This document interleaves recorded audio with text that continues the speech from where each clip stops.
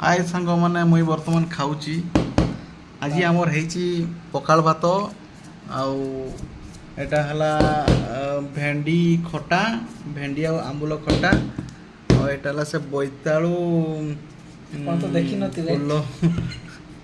फूलर कौन गोटे बड़ा तैयारी करछंती आ ये हला पटल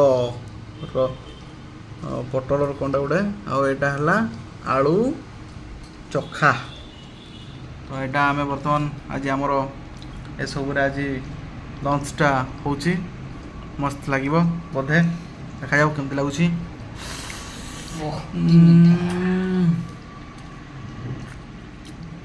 लंका नहीं ना कचाल का नहीं मस्त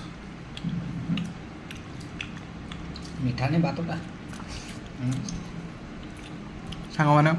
आपन भी एमती घरे करी खातु बढ़िया लगे बहुत बढ़िया लगुच रखुच बाय बाय।